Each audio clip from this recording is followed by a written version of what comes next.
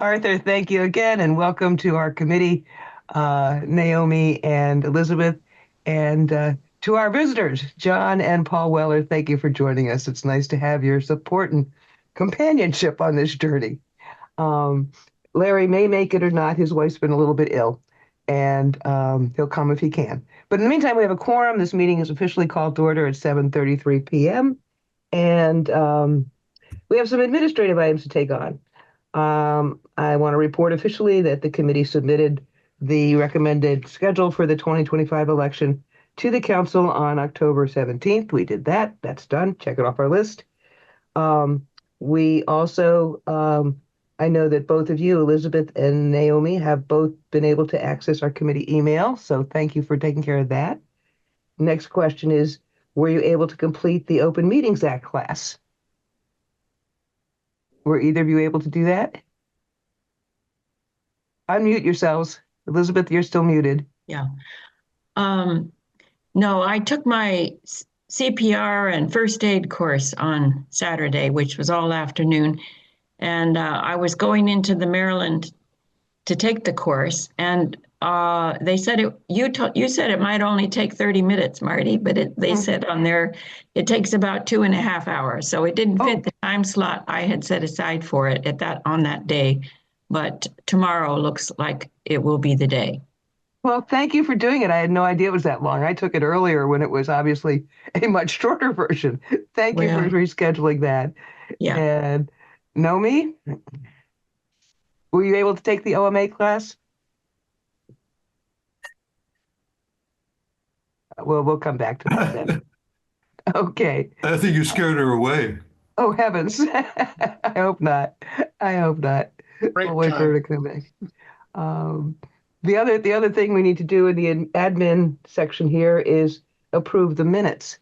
And Elizabeth, I want to thank you again for the excellent job on the minutes. It was really helpful and well done. You're welcome. And as soon as Nomi gets back, we can have a little vote to do that.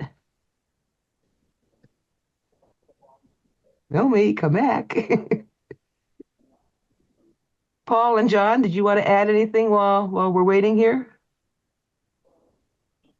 Just that, thank you for inviting me and having me. Always. And, I perhaps miss it somewhat, but that's okay. We miss having you. We're glad you could join us. Well, Paul's here too. Obviously, he must miss it a little bit as well, right, Paul? Yeah. Paul, unmute yourself. He must not be muted. Yeah, Paul, can you unmute yourself? There you go. Yeah, they asked me to just join in and as here, unless if you need any information or anything that I would have from previous work, that's all.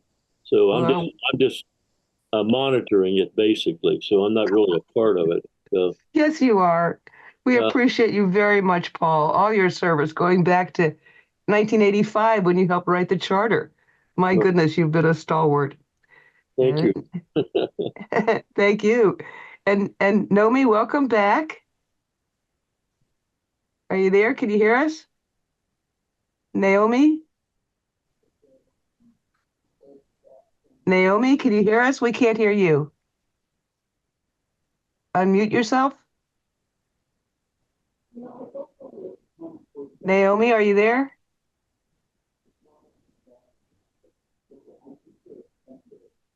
Can you send her a chat message or something that she can't hear apparently? Yeah, Arthur, can you send her a chat and say we can't hear her? Let me see. I'm not sure. She has to be able to look at it. Let's see. Let me try calling her again. Okay, I finally figured out why I can't hear you. Okay, we can hear you now. Yeah. Oh, good. Sorry. Welcome. But her video is frozen. Yeah, I don't know why it's frozen now. Well, okay. As long as we can hear you, we need your brains. Yeah. Okay, we were at the point of approving the minutes, which Elizabeth did a beautiful job on. And Naomi, did you have any additions or changes to the minutes? No, but I vote for approving it. Okay, all in favor of approving the minutes, please say aye. Aye. Aye. Okay, minutes are approved unanimously. Thank you. All right. Moving next to the next item, which is residents' comments, questions, and suggestions. And the committee voted at our first meeting back on October 14th to have an open participatory format here. So we'll be asking for residents' input throughout the meeting as we go to each agenda item. But in the meantime, you got any comments up front, Paul or John? Well, one of the reasons I'm attending the meeting is that I am concerned about what about committee length of service, for for the council or even the volunteers. I mean, I think that really needs an in-depth discussion, concerning the council members and perhaps even our volunteers that participate in the various forums that we have. What's your thoughts on it, council? Council actually raised this question to the selection committee for their review, even though it's not part of the election, managing the election or coming up with the procedures. But I thought it's a group of people who think about elections, and it might be useful to get the concerted views. So I have several minds. One is that long-term incumbency has a tendency to reduce the number of people who volunteer for particular slots. The other is that there is a benefit to experience, longevity, knowledge, and I'm not sure where to draw the line there. So that's why I would like to hear a discussion. Thank you both, because this is in fact the right forum to have an open public discussion for the community on term limits. When we looked at it preliminarily at our meeting on October 14th, we were of two minds too. There are pros and cons. And it's an interesting question because on the one hand, you have sort of the need for like fresh air, new faces, new ideas coming in. On the other hand, the volunteers who serve on our council, particularly for length, have considerable expertise and institutional knowledge that is just irreplaceable, in my humble opinion. And I feel very grateful to have people who are willing to step up and serve again. And Arthur, you're the champion of that. And I thank you very much personally for your persistence. I mean, your determination, your willingness to step up is really very, very powerful. And your institutional knowledge is unsurpassed. It never started out to be that. It kind of, I know, but it here kind of you are. evolved. It does evolve, and like I said, there's a real value to that, especially because we don't have employees as council members. You're not paid, and so and it's complex. Running a village is a complicated thing, in my view, and I'm sure in yours too, having seen it all. That expertise, that depth of knowledge, really can be just priceless because you have the history and the perspective, and this came up because a couple of people, I guess 4 or 5, at the election last year wrote on their ballots that they wanted term limits. They communicated that way. And it is an interesting question.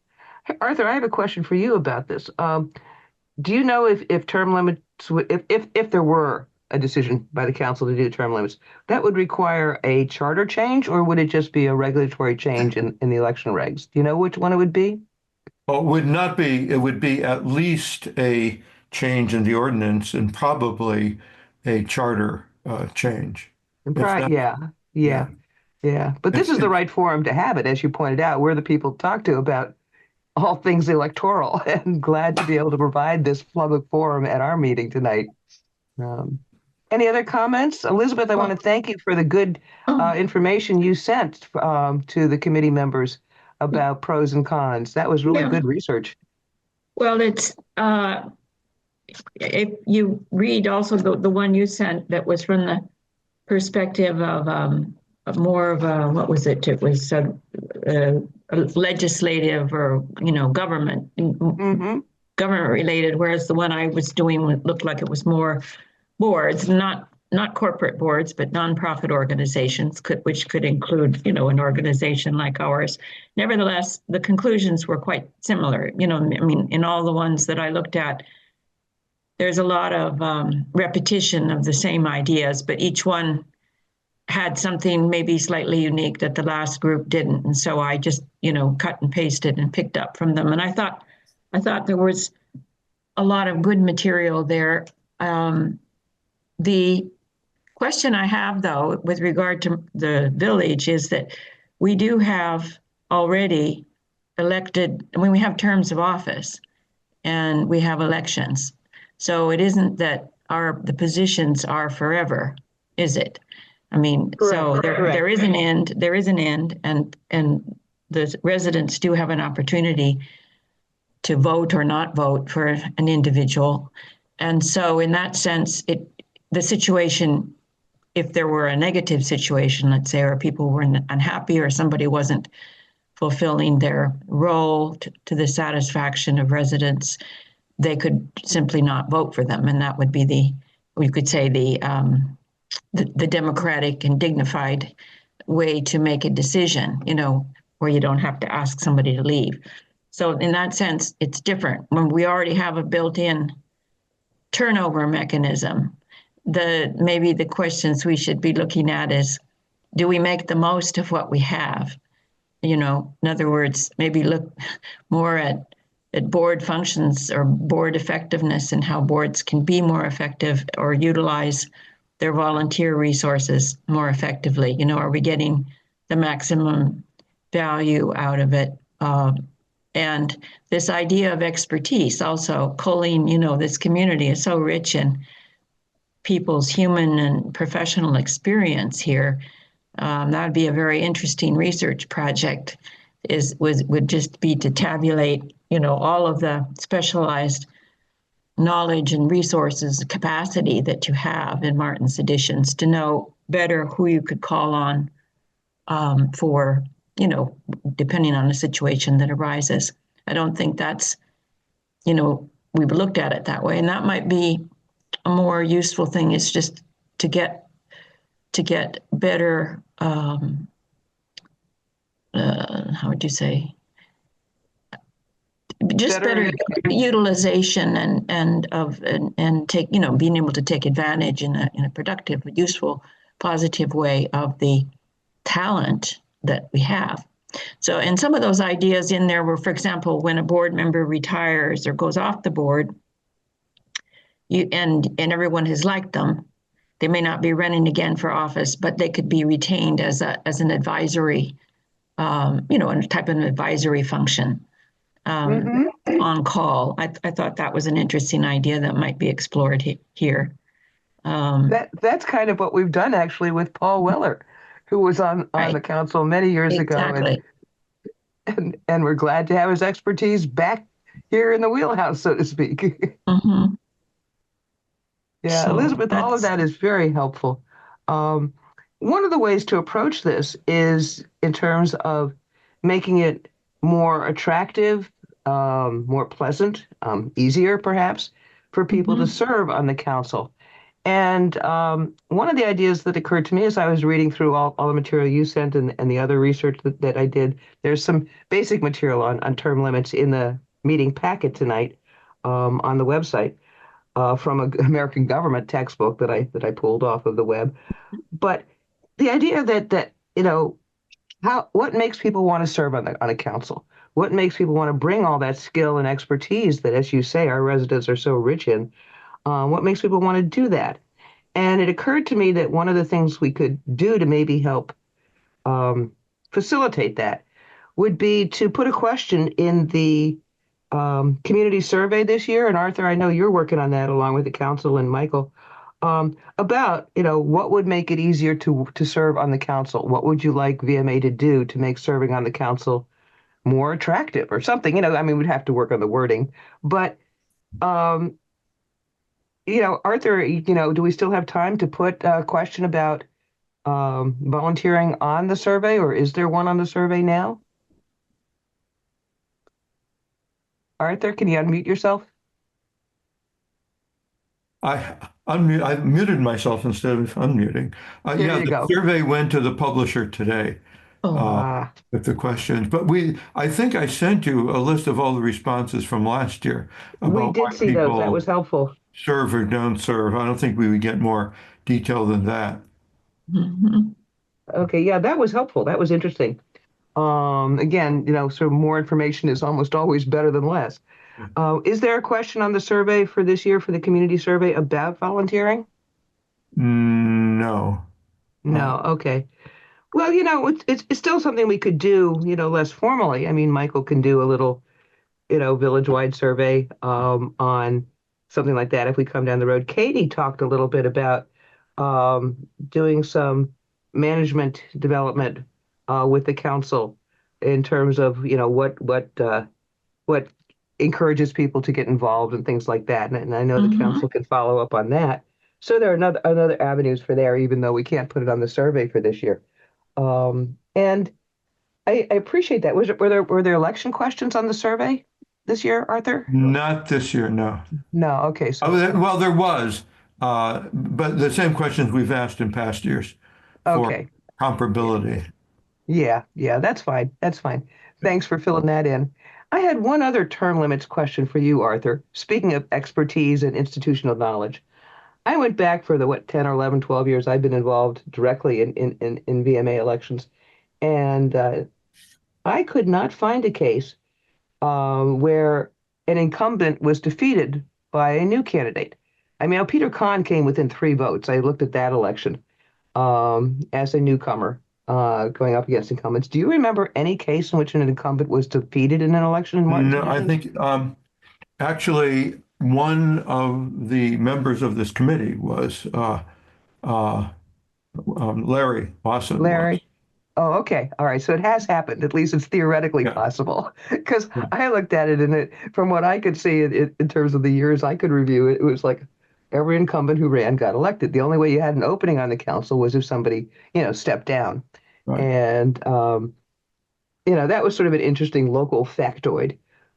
Any other comments from anyone on, I've got um, a, I have yeah, another thought there about just a little brainstorm here.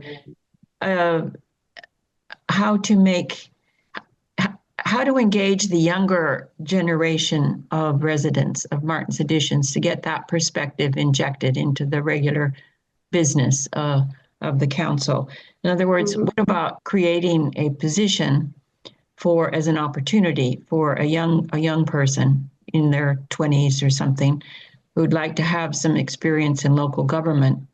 You could even make it competitive, offer it for mhm. people to apply for it, and or you could even imagine some very mature seniors in high school that could also do that. But I that way, you know what I mean. Beginning, if the idea is to engage, you're going to engage through families, and that might be one way to capture more interest. And they would also be bringing a fresh perspective that may be overlooked completely. Are you thinking like I don't know, like an associate position, like an associate professor would be an associate council member that might or Yeah, might not have voting right, rights, but but particularly targeted to a young, to a, have an age cap on it. And that was mhm, one of the ideas in here on the board, one of these on the list that I sent you, but it was, here it was, an opportunity, it was the last one, an opportunity to bring in younger board members. If you bring in someone at age 35, well, this was by age 41, they fulfilled their board service, then they can be ambassadors for your organization for decades to come, et cetera. But some boards set aside 1 or 2 board positions specifically for the under, in this case, under 40. But this would be probably less than that, like under 30, or even it could be under 40. But it's a way of. I just think it's a way of getting a fresh perspective, and obviously that individual might be very useful also in helping with some of the work that needs to be done. That's some of the surveys or evaluations and things like this. They might be very happy to have that. If you get somebody that's a college student that this would be hands-on and experience to put on their resume, Mm-hmm. they'd probably be happy to have such a chance. I think that's a wonderful idea. Arthur, how Or does that? it might be, think about actually, a finance major to help with the budgeting or something like that, right? A Mm-hmm. budget Yeah. assistant. well, yeah, I think that is a good idea, and it would be, I think, to introduce young people. Keith Allen always had some of the younger people who were living with him, and he was helping raise. He would always bring them to meetings, and one, as he grew older and went to college and graduated, ran for council. So that is a good example of somebody who was introduced, came to me, understood what was going on, ran, and then moved to Virginia. I thought it was a good example of doing exactly that. But there could be interns. You could think of it as an intern position of some kind, a council intern or something of that sort. But it's something to think about, to raise, to deliberate. And again, I think we have a structure in which we can, follow up on that idea, because Katie was talking about, council management. And I'm assuming there will be some council discussions about all these good ideas. And I think this is a really nice one. So, Good. Yeah. yay, team. And if you just think about all the universities in this town, and you've got a lot of and the number, I don't know, I expect there are quite a few family members in Martin's Additions that might be attending local universities, In fact, there's a Georgetown University class that's using Martin's Addition as a case study of something. Oh, really? I can't remember what the subject was, but I have not come in contact with any of them. I don't know if they've gotten started yet. But they were supposed to be using us as an example, a case study, a bad example of something, I'm not sure what. Let's hope we're a good example. Of some kind of operation. I would love to know more about that, Arthur. Can you follow up and send us an email then? Yeah, Michael, they've been contacting Michael to set up things. Ask Michael to let us know about that. I think we're all very interested in knowing about that. We'd be glad to help, I'm sure, if we could. Anything else on term limits? Nomi, do you want to chime in on anything here? You're on mute, so unmute yourself. Well, I do think I'm not optimistic about people volunteering, having had experience with committees about young people coming forth. So I think we should stay the course and let the turnover take its course. If people want to vote newcomers in, that's good. If newcomers want to come along, that's great. But in the meanwhile, we will have the benefit of senior officers who have served in the past and know the ins and outs of the council business. Yeah, there's no need for the committee to actually take any kind of formal vote on this tonight. Our role here is to provide a public forum to discuss it and to provide information more generally. And I think we've done a nice job of that. And I want to thank everybody for that, unless there's anything else to add on term limits. Yeah, a quick question. Elizabeth, you said you send out materials. Was that via email or how? Yeah, I'm pretty sure your name is always on there, Art. Okay, it's on I never checked the Google. It was, Okay. well, no, it was just an email, wasn't it? I sent it. Yeah, it was an email. Oh, okay. I probably didn't even notice what it was. I think it had in the title pros and cons of term limits or something like that. Okay, let me go look. Or what it was just sent maybe 2 days ago or something, just recently. Yeah, to the committee and to the committee's email, Arthur, if you want to look at our committee email. Okay. And just that one closing thought is, I think it has to do with, it's like a measure to increase board council effectiveness. And when considering these ideas, right? And so that's sort of the underlying. Okay, well, I must have missed it. The underlying idea here is this idea of new perspectives and not getting into the not invented here syndrome. It's not a good idea because it wasn't mine or it wasn't invented here, which sometimes happens when individuals stay, for extended periods of time. Then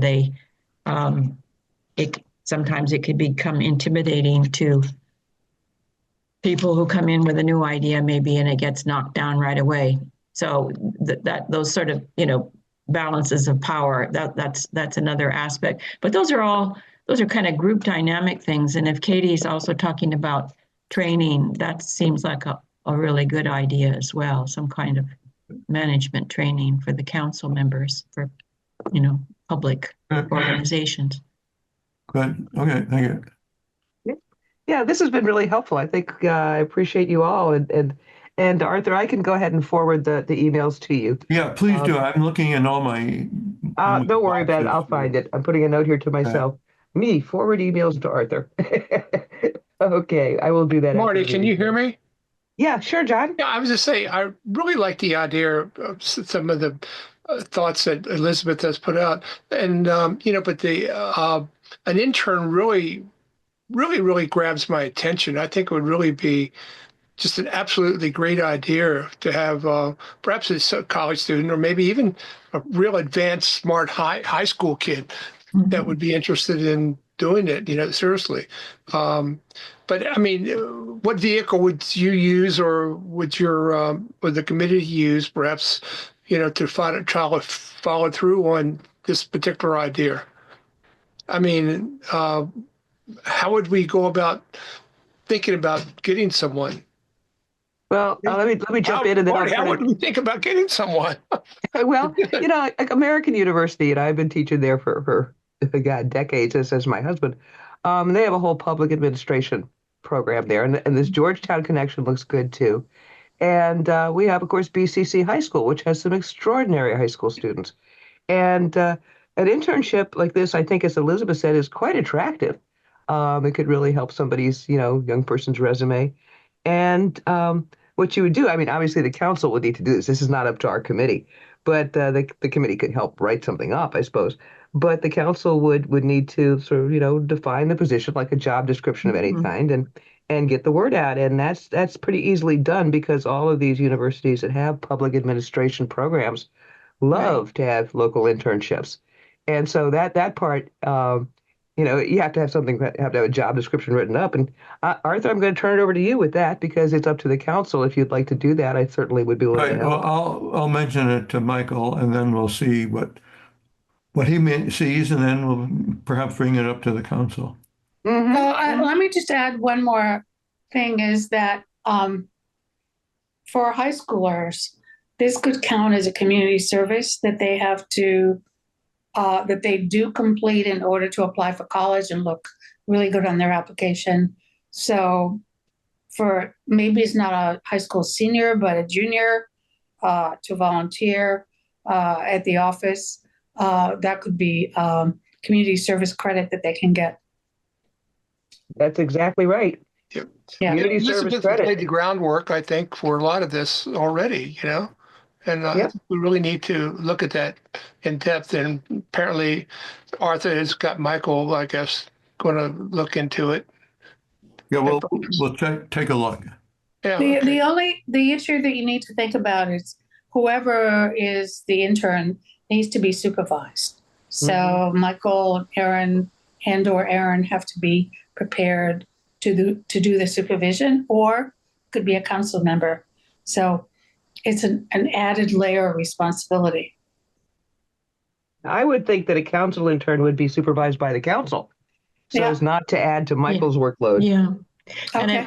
And it might be focused on some, ongoing work. I mean, on the agenda items in a particular subject matter area, say, where there's a learning experience going on also for the young person, as well as providing assistance as, might be necessary. College student would probably be better for actually doing something, actually doing some project type work. But at any rate, I think it would be very interesting, logistically it's feasible because of the proximity to these schools, right? Universities, high schools. Absolutely. Absolutely. Anything else on term limits, internships, and other good ideas? Okay. Again, we don't need to make a decision as a committee on this. This was just a public discussion that I'm very happy we facilitated, and I think it's been very productive. So, yay, team. Moving on to our agenda, to our next action item, which is review of the election regs from 24 to prepare for 25. And I thought that there was a two-step process here to be efficient. We don't need to finalize our recommendations until our next meeting in December on the regs that we're going to recommend to the council to adopt for 2025. And Arthur, as you said at the beginning of our first meeting on October 14th, we don't anticipate a whole lot of changes this year. Last year's was a pretty good election. No problems whatsoever. That was pretty good.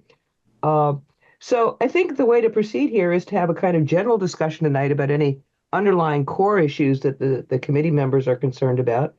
And then after we have sort of a basic decision or basic discussion, start going through the regs, like sort of section by section. There are like 15 sections in the regs. Most of them I don't think would change much at all. But let's just have a general discussion at first. Are there any underlying issues that this committee thinks that we should address in this year's election regs? And then we can go through the specifics down the road. So I want to mention two things that have to do with fair election that does not favor incumbents. So we want to make sure that incumbents do not have an unfair advantage in running for a re-election. So one of them would be a required forum. Obviously, incumbents are familiar to the residents, but not newcomers, not new residents who are running. So a forum is their first introduction to the residents. That is why I really believe that we should have required forums every year, every election cycle.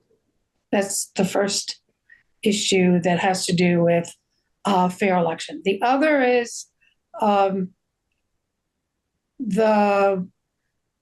sorry, I'm blanking out.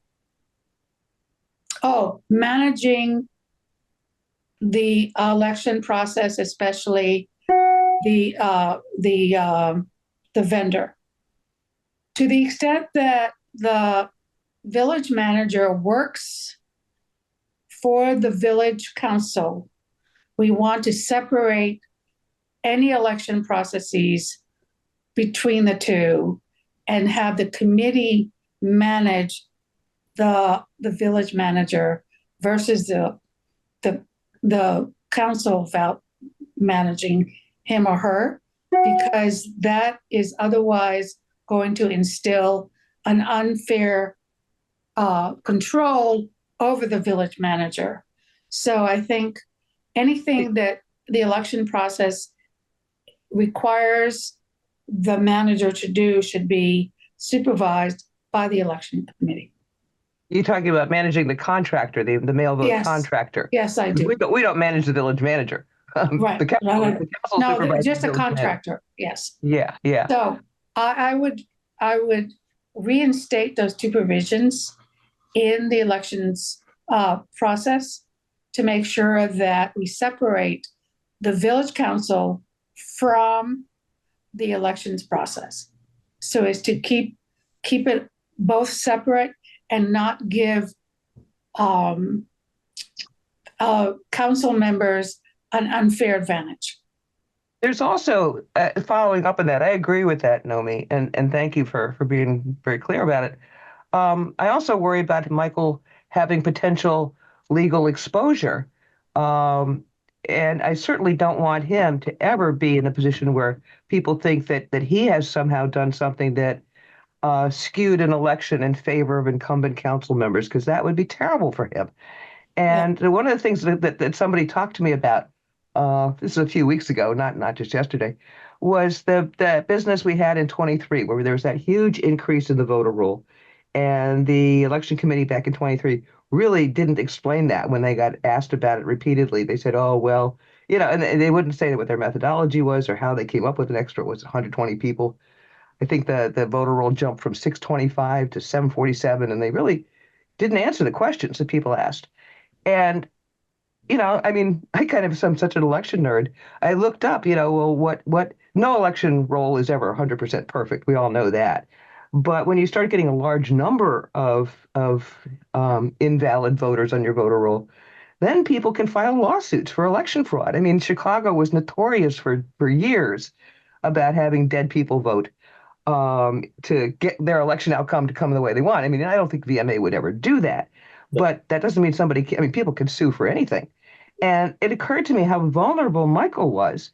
If he was the one who gave that 2023 extra large voter roll, if he was the one who physically transmitted that to the vendor, to the contractor, and said, send ballots to these 747 people, when our audit then found out that 122 of them were in fact not valid voters, that put Michael in jeopardy. And thank God nobody filed that lawsuit. Nobody said, nobody sued VMA for being guilty of election fraud for having 122 invalid voters on a voter roll that's only 600 people, really. So, but Michael was vulnerable because whoever sent that to the vendor and said to the contractor, Electech, send ballots to these people, would be liable. I mean, and again, I worry about, number one, we have to verify the voter roll because of state law, but we also have to verify the voter roll just to have honest elections. And I would never want any staffer. I mean, this is not just about Michael. I think Michael has enormous integrity. But I would not want any VMA employee to be subject to getting tied up if someone said there was election fraud because you had 122 invalid people on your voter roll. So the exposure of the staff to that risk is another reason, I think, to really have that very clear, bright line of separation between the election committee managing the elections and the staff and the council on the other side kind of staying hands off. It's just a whole other angle on it. Elizabeth, what are your thoughts? Okay. Well, just to begin with, reading through the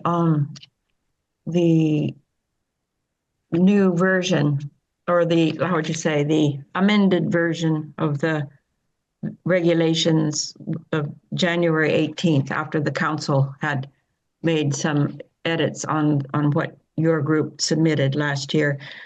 I was struck by the changes that so much of the language became what I would call tentative, with the introduction of verbs in the conditional form, such as may, should, could, for example, and which I don't know why that is. I'd be very interested to have an explanation why the active verbs that denote responsibility, like shall or will, etc., suddenly became may.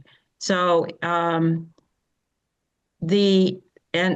so that's just a general observation. I agree with Naomi in regarding the election form that it should be required, not optional. This is another one of the introductions of something tentative, saying that it may occur.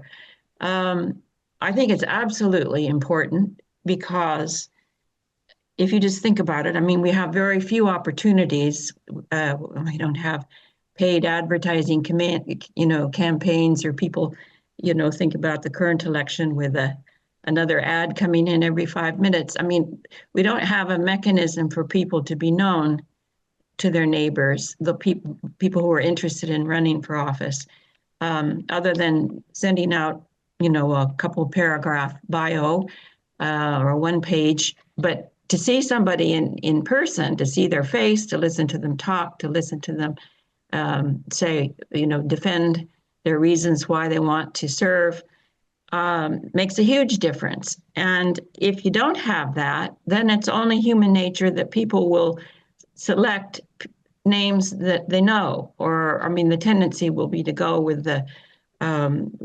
incumbents. So for sheer impartiality, transparency, fairness, there are many good reasons why I think, plus just sort of getting to know you, it helps create, if you see that person on the street next time, you'll recognize them and call them by name. So I would certainly like to see the tentative language removed from that and make it that it occurs, that it's meant. I mean, it happens every year. It's part of the schedule. The second thing also regarding the election committee and the relationship with the election contractor. In previous edition of these regulations, it was a direct connection. In this revision, it's all, I counted 14 times this language had been inserted. Quote, the committee shall instruct the village manager to instruct the election contractor to do X, Y, Z, which is really, well, 14 times. And my opinion about that would be, number one, it gives the appearance of a conflict of, it could give the appearance of a conflict of interest if you have to go through the village manager to get to the election contractor, since the whole purpose of the election committee is arm's length, independent, and that can't be the case if you're going through a paid staff person that reports to the council. So secondly, it creates the potential, just what Marty said, of some type of, legal exposure ramifications for a paid staff person in the event of a challenge to the election results. And we shouldn't, knowing that could be, I think we should try to avoid that situation. It also restricts the ability of the election committee to actually manage the process, the decisions and outcomes efficiently, independently, and transparently. And it's just simply not an efficient way of operating. You know what I mean? All of the roundabout, it could add extra delay if the village manager, if Michael, it's not a personal thing. It's just it's a practical, logistical thing. He's a very busy person, and it could add delays. And, if you're trying to make a decision and you only have a few hours or days to work with, it could slow things down and you might not be able to meet our schedule. So that was my opinion on that, and which coincides pretty much with what was already mentioned by both Marty and Naomi. And the third observation was on the voter roll. There's strange language that was introduced on the very first page, section 2, I think it was, where they've introduced the word, the committee shall issue election notices, manage, verify, and certify the village's supplementary voter roll. Well, what in the world is supplementary? I mean, the word is ambiguous, it's confusing. And my understanding was, and I think that the Maryland law says that the committee reviews the voter roll. So not a supplementary voter roll. Elizabeth, let me jump in on that last point. That comes from state, county, or state election code, because the voter roll is what the county submits. And as Marty keeps noting, it's very inaccurate. So we create a supplementary voter roll to the county list. That's the historical kind of legislative background to that. So the voter roll is what the county submits. Am I right about that, Marty? Oh, yeah, the language is confusing. And Arthur, you and I, you were very helpful last year going back to Ron, like, what does this mean? Supplementary to what? Right. I mean, and Elizabeth, I can share those emails. I must say I found Ron's answer less than persuasive, Arthur, as we talked about at the time. My understanding, and I think this is where we came out, you and me both, Arthur, is that the entire VMA voter roll does in fact need to be verified every year. The entire VMA voter roll is called supplementary because of some very archaic language and provisions in the Maryland state law. Ron said they were very archaic and not very helpful. But in fact, we do have, under another section of the state law, an absolute responsibility, you're right, Elizabeth, to verify the entire voter roll for our village. And if somebody's on the county voter roll, they can, presumably be on our voter roll too automatically, but only if they're a resident. We still have to check and make sure they're a resident. And that's where the inaccuracy of the county roll comes in, because a lot of people on the county roll are not residents of VMA. So I would be happy to see that language out personally. I think it is confusing to everyone who reads it. Supplemental to what? And it's archaic. And the council, the year before in 23 in the regs, just said voter roll. The language that we as a committee last year put forward just said voter roll, using the same language the council approved in 23. So one of the things we could do this year as a committee, if we vote to do it in December, is take out the word supplementary, with the understanding that that is an archaic piece of language from state law, that we all know that the other part of state law says we have to do what we know we have to do, which is verify all the voters. To get a ballot in Martin's Additions, you have to be a resident, whether you're on the county roll or not. Does that help, Elizabeth? Yes, yeah, it does. Okay. Arthur, do you want to add anything to that?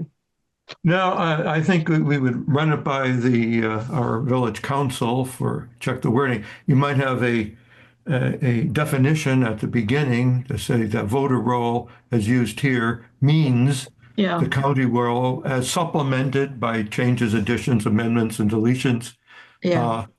Something of that sort, if it passes the gold muster. Right. But the supplementary quote voter roll is in fact the entire voter roll for Martin's Additions. Yes. Right. So if it has to be there for some kind of legal reason, then the definition would definitely be useful. Yeah. Okay. This is really good. Any other general reviews? I mean, I appreciate you all for really thinking this through, because obviously the regulations are important. And Elizabeth, I want to follow up on the point you make about how many places the language was changed from specific, the committee shall do XYZ, to more vague and conditional. Because in fact, I think that's inappropriate, that the language should be, as you suggest, shall. Because what these regulations are, it's a manual, it's directions. And you don't give directions to a committee or an individual saying, oh, well, you may do this or you may do that. When you're dealing about something as important as election procedures, it should be shall. The response, that outlines the responsibility. I agree completely with what both you and Nomi said about the forum should not be conditional. That forum is one of the major ways that people get election information in a neutral, objective way. It is absolutely an essential building block of a fair election. And the same is true of mailing the hard copy election info packet to the voters. A lot of residents were really objecting the 2 years that was not done in 20 and 21. People really objected. That's another building block. Basic core election information, objective information. Those two things should both be mandatory. And in fact, the council did make the mailing of the election info packet mandatory. That's fine. That didn't change. So I think I was really surprised last year when the January revision by the council of the 24 regs made the forum optional. The forum had been mandatory too in 23. Our committee made it mandatory in 24, and then the council says optional. I agree completely. It's not optional. And I think that's something we have a consensus on. I've noted it as a consensus that the committee tonight basically has decided that unanimously that should be mandatory. The forum should be as mandatory as the mailed election packet is mandatory. So that's one decision I've marked down. And I think, again, this has been a really good discussion. I agree completely about the sort of Michael as the middleman, or any manager, any employee of the incumbent candidates as the middleman. It's all the things you all said. It's inefficient and it's inappropriate. And it, I think, puts the staffer in a hard position where they could be legally liable if they transmitted a fraudulent voter roll to the contractor. They're up the creek. And I just don't want to risk that at all. Plus, the efficiency issue. Michael has so many other things to do. I think that the charter was really clear in saying that the election committee manages the election, and that obviously involves managing the contractor, which, as we all know, is a big part of managing the election.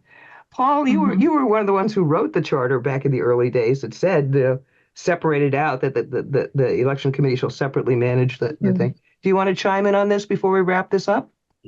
Yeah, I just want to say that the election committee always carried a lot of authority, and the council deferred in many cases to the election committee because the election committee put the study and the efforts behind what they what they recommended.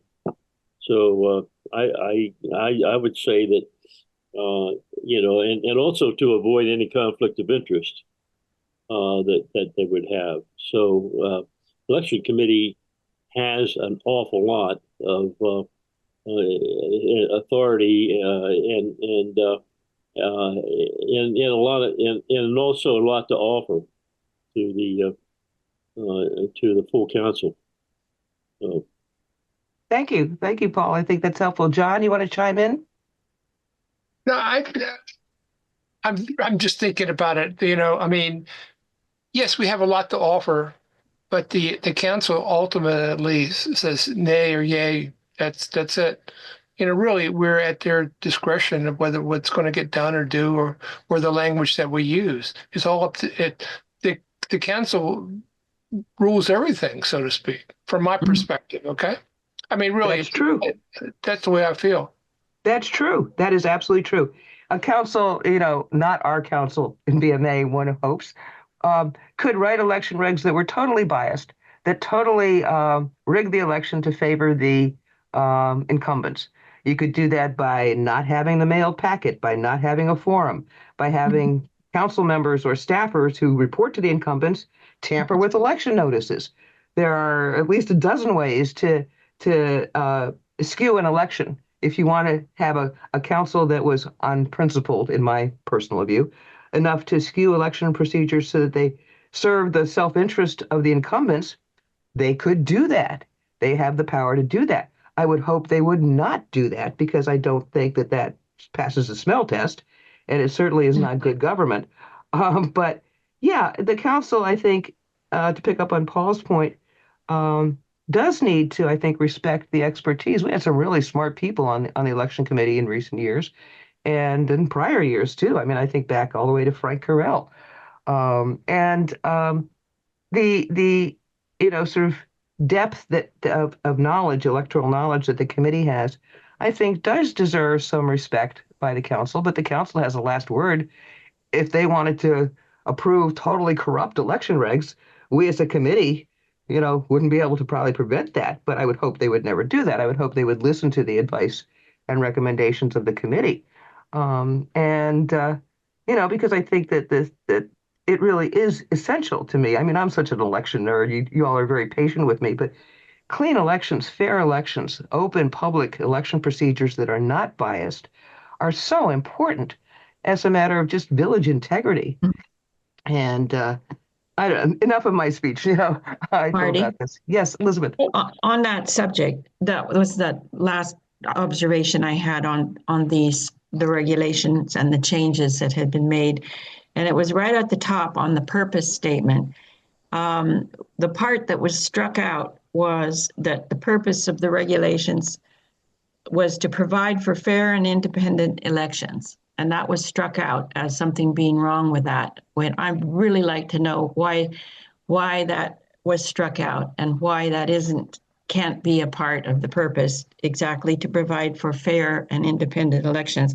And the other part that was struck out was to ensure that all qualified voters are able to freely exercise their right to vote.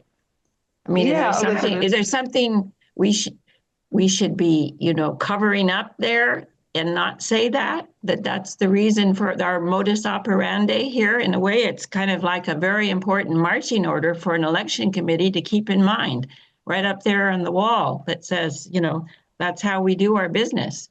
I agree completely, Elizabeth. That was the language the council approved in 2023 at the residents' request. Mm-hmm. And we kept it in the 24 regs that we sent up to the council last year. And I have no idea why the council struck that out. I have no problem combining what's there. Ron, I think, probably is the one who wrote the legalese there about to comply with the regulations. Well, you have regulations to comply with the code. Of course you do. I mean, that's sort of a non sequitur. It's just implicit. Well, But what's there is correct. I mean, it's to implement the election provisions of the charter and code. Okay. But, add the language from 23. I have no idea why the council struck that language out last year. I would Yeah, combine the so- two. Hmm? If I Just could say- jump in here, and I'm trying to recall, these are all good questions. And I think the first phrase the phrase you just read, that is to implement the charter and code, that's the purpose of the election committee. And the other statements, well, very what's the word I'm looking for?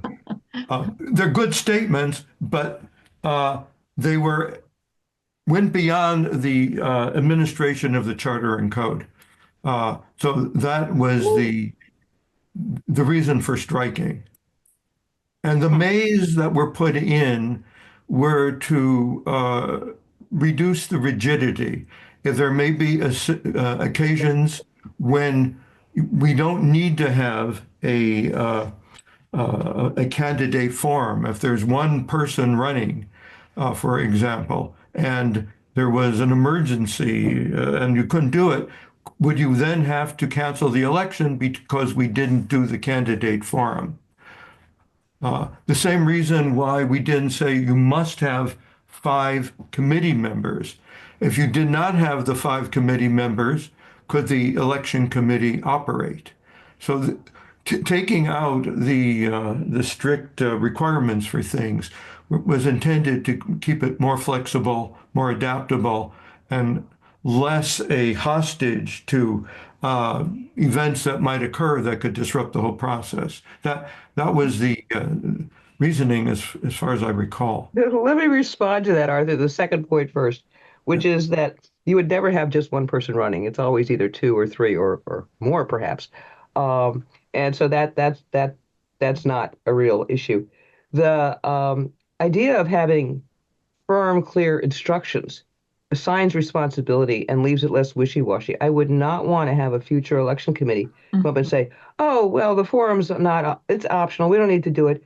When you have, a real community need for that forum for all the reasons that Elizabeth and Nomi mentioned. And I think that when you're giving people instructions to do something that is functionally, operationally essential, like clean elections, you don't want fuzziness. You don't want wishy-washiness. You want to say this, and this are essential. Now, the business about 4 or 5 members, obviously we need more than 3 under the OMA these days. That's less important. But some of the wishy-washiness, if you will, is really not valid in this context. It really should be. The responsibility spelled out. The committee shall do this. The committee shall do that. If you had a committee that didn't do it, you'd have a really poor election and possibly a legally invalid election. So there's a real need to be clear here about what are the essential building blocks of the election. And I think that perhaps whoever edited this last year took out too many shalls and put in too much in the way of mays. And I think the committee can, in fact, as we go through our markup of this over the next month, really take a look and see where we need shall. Arthur, my question for you is, will the council be receptive to that? Do we have to? Probably not, but that's not my job here to tell you what to do. But I would say if you want to put it in, put it in. We'll see. Things change, council members change, points of view. I've changed my mind on several issues. Remember, I used to be against curing, and Right. then Peter Kahn convinced me I was totally wrong. So, But we appreciate your support for ballot curing because we think it's important too. yeah, And again, so that's people's minds change, arguments change, facts change. So give it a try. Okay. Because again, there are some things like ballot curing really is pretty essential for a fair election. And it's standard now in state and county laws all over the country. So I'm glad we've got it in there. And I thought it worked really well last year, by the way. It was very efficient, very easy to do. So the provision there, I wouldn't change the provision from what we had last year. I think it's pretty good. All right. This has been a good discussion. Again, I really love working with you guys. Smart people. Well, can't replace them. My suggestion for what we do next in terms of procedures for the committee is each of us take into account what we heard and what we said tonight and go and do an individual markup showing, take the 24 regs from January 18th as approved by the council and do a markup individually of what you would, do a red line of what you would change, where you would change a may to a shall again, or put back a shall where there was one, or take out the, X tells Y tells Z to do something and just make it more direct for efficiency and also to keep the staff from getting entangled, should there be an election problem. Anyway, if each of you would do a markup, and I'll talk to Larry Watson about start with the 24 regs as approved by the council. You have the 24 regs that the committee recommended last year for comparison, which has, for example, the language in the section 1 purpose that I agree with you, Elizabeth. I really like that language about the substance of it. It's not just to comply with the regs, obviously, yes, it's also to ensure fair elections and ensure people can vote. That's the substantive reason why we exist. Anyway, if you would each of you, Nomi and Elizabeth, and I'll ask Larry, do a markup and send it to me. I will take on the task of consolidating your suggested markups Right. and circulating that version to the committee for our final decisions at our December meeting on December 2nd. Make sense? Does everyone have a copy of everything? I don't. Okay, Paul, they're on the website in the packet last for the October 14th meeting. Okay. That was there. And so look in the VMA packet, and if you can't find it, give me a call tomorrow and I'll send it to you. Okay. That's the one that already has the red lines in it. Marty, Yeah. correct? Yeah. So you're suggesting we put more red lines? No, I'm saying start with the clean version from January 2004. Because that's the current regs. The current regs are what the council approved in January 18th, 2024. And that was in the first packet, the October 14th packet for the committee. So start with that and then do your individual markup on that, where you would, add, delete, or change language. And send your markup to me, and then I'll consolidate the markups and get those back to you to review before our next committee meeting. I think that's probably the easiest way to do a group edit here. And again, most of it, 99% of it probably won't change. But I do think that we each individually, we can't talk about policy recommendations by email as a group, but we can do it one-on-one. And so if each of you does an individual markup of the January 18th, 2024 regs, the ones the council approved, that's our base document to work from this year. And what would you change? Some of it might be going back to language like in the purpose that we had in 23, and some of it might be new. But is that a good Nomi? Is that something that'll work? Elizabeth, is that something way to work this? Yeah, I guess so. I just have to make sure that version, when I printed it out, it's in track changes. So if you're just saying accept track changes, it will produce the clean version, the clean revised version, I guess. Don't worry about it, Elizabeth. I'll send you the January 24 regs separately. Without all the changes in it. I'll get you a clean copy of that to work from. Yeah. All right, because I printed what was attached, but it ended up being full of the edits, full of the red lines. Yeah, those were the edits that the council made on our December 23 change. Right. So I don't recall seeing another one, but maybe I missed it. I can go. Marty, I'll send me a change. Send me a copy of that too. Will do, Paul. Will do. All right. Nomi? Yeah, my changes are going to be very simple. They're going to be 2 words to be marked up. So.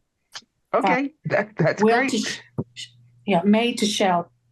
Okay, good. Okay. Anything else on the election regs? I think we got a plan of action here, and and a consensus. I mean, we clearly have a committee consensus here tonight on the concerns that we have about the 2 main issues that you started with, Nomi, which is number 1, the forum does need to be mandatory. We all agree on that. And number 2, we really do not want employees of the incumbent candidates to be involved in managing the contractor or other election management issues, because that's the authority of the election committee, as Paul, who wrote the charter, said. Anything else before we wrap that up? I had Okay. a question, Marty. Sure, Can you hear me, Marty? sure can. I don't recall if the committee last year had any real input into the budget aspect and the cost of the election. We don't we asked the council for extra funding to do Right. I know um, okay. Go ahead. the audit. That was funding, but no, other than that, it's generally under 10,000 a year, and Michael has a budget for it in the council and village budget already. Okay. This is what happens when we get into a lean year.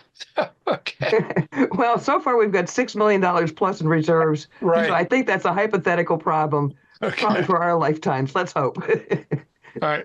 Well, it's just something that, I just was concerned that there wasn't any real discussion after the election about whether we blew the budget or not, No, no, not a problem. Not a wasn't problem.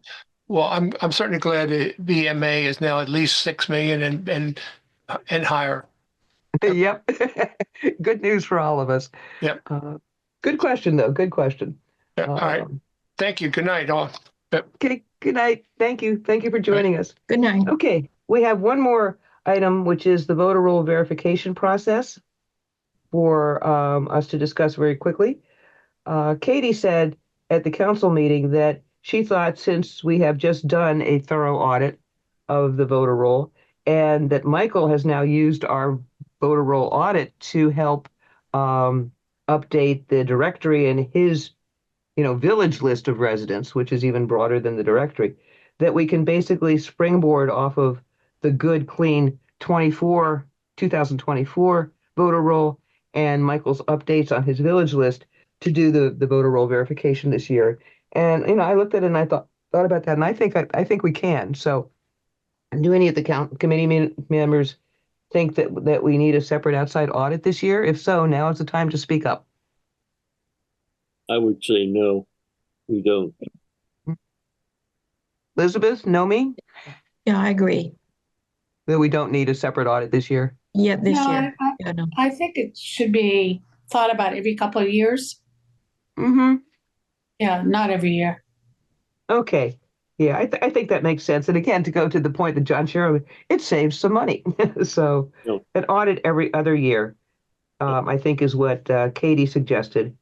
And Well, I would add to that Julian, who you hired to do the election roll last year, did such a good job that Michael hired him to continue with the update of our village list, Directory. the directory, and so it's gotten further updated as that proceeded. So it's been updated for to just a few months ago. yeah, we Probably up to the present until it goes to press. I thought that Julian did a great job too. I was really happy. I think our methodology that we gave him to work with was very, very solid and good to work with. And I really appreciate the council approving that audit because boy, was it needed. A voter roll that has 122 invalid names on it does get you into legally iffy territory. I mean, again, no voter roll is 100% accurate, but when it's 20% wrong, that's pretty sketchy. So I was grateful. And I thought it was very, very smart of Michael to hire Julian to work on the directory too, because he was very familiar by that time with our structures and our voter roll. It was really just terrific. Kudos to Michael for doing that. That was a smart way to hire it and update the directory, which is also much needed. Okay. Any other comments, questions, or suggestions before we wrap up? Hearing none, we will make committee No. assignments. Are there any comments or suggestions? No? Anything else that we didn't talk about? Okay. Committee assignments. Our committee assignment for all of us on the committee is to take the clean copy of the January 18th, 2024 election regs that the council approved and do our individual markups, large or small, mostly I think small, and send that to me to consolidate a markup, which I will then circulate to the committee for our actual votes on the regs at our December 2nd meeting. Our next meeting is scheduled for December 2nd at 7:30 p.m. That's another Monday night. Is that still good with everybody? When, Say the date again. Monday, December 2nd December. at 7:30 p.m. We're meeting on Monday nights this year, Okay. or at least so far we are. First Monday of the month, December 2nd. 7:30 p.m. Is that I good for just had- folks? Yeah, Yeah, that's good for me. I had a question on the last item, which when do you need the marked up version? Well, we should give each other the mercy of having a week or so to look at them at the consolidated markup. So if you could get the markup to me, your markup to me in a week, maybe next Monday night, I can put it together pretty quickly and have it to everybody later that same week. And that gives everybody a full week to look at it before our next meeting. When I put the combined markup together to send back to you guys. So aim for next Monday night for your markup if you can. And I will send around a clean copy of what our base document is, which is the regs that the council approved for 2024. I'll send that around to everybody. Okay, great. And that's our only assignment, is to do that. December 4th is the date that we need to make our final decisions about recommending, whatever language we recommend for the regs this year, because we need to present that at the December council meeting. And I believe Arthur confirmed for me, when is the December council meeting? Is it going to be the 2nd or the 3rd? Thursday. Let's see. The 12th. November is the 21st. That's the 4th. The 12th. And it's the third Thursday of the month. That's the 19th. So that would be the 19th. All right. So that's the meeting where we need to have the council vote to introduce the election regs for approval in January. And if we get them to you a week before that as a committee, that gives the council, at least 3 or 4 days to look at it. So we'll aim to get our recommendations to you by the 16th? All right, we'll have our next our committee meeting is on December 2nd. And that's where we'll make our vote on the language we're going to recommend. So we should have plenty of time in there to get it to the council before the December 19th council meeting. Does that work for everybody? December 2nd for our decisions. Yeah. Okay. All right, we are cooking here, team. We're ready to wrap up. It's 8:45. Unless there's anything else, can we have a motion to adjourn? And so moved. All in favor? Aye. Aye. All right, I agree. We have a consensus and unanimity. We are now adjourned at 8:45 p.m. Thank you again. What a great team you are. It's a pleasure to work with all of you.